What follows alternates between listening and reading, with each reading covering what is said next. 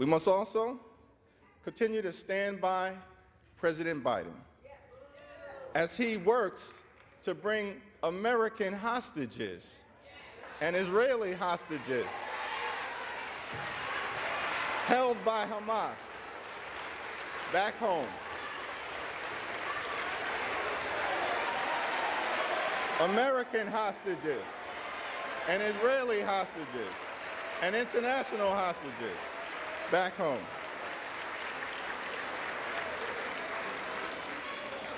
We must also stand by our friends on the international stage. And we have no better friend in the Middle East than the State of Israel.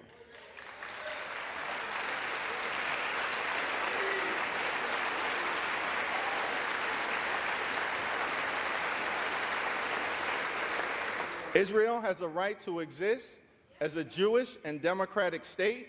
The special relationship between the United States and Israel is unbreakable.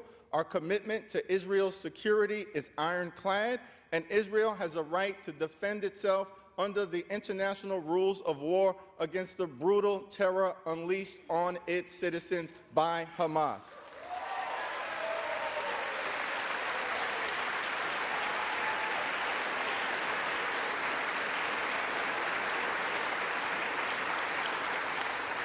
Our ironclad commitment to Israel's security and the effort to defeat Hamas is not inconsistent with the goal of achieving a lasting and just peace between Israel and the Palestinian people.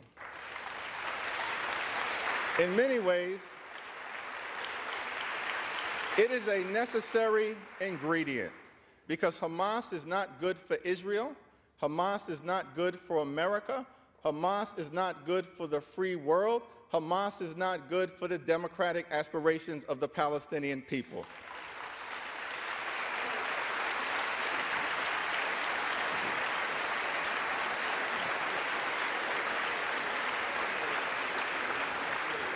We must also support Ukraine in its courageous effort to defeat Russian aggression. There are only two paths in front of us. We can either stand up for Ukraine or bow down to Vladimir Putin. That is not a difficult choice. We must stand up for America's national security. We must stand up for democracy. We must stand up for freedom. We must stand up for truth. We must stand up for the Ukrainian people until victory is won.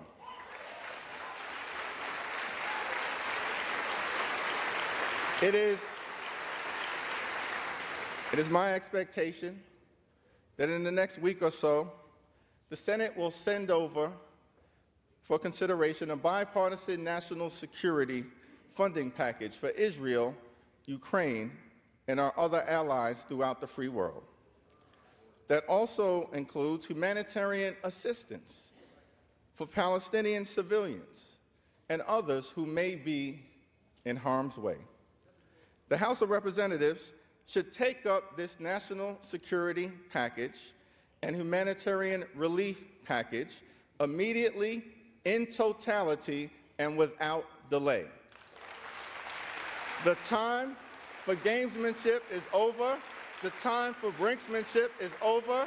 The time for partisanship is over. It's time to get back to doing the business of the American people.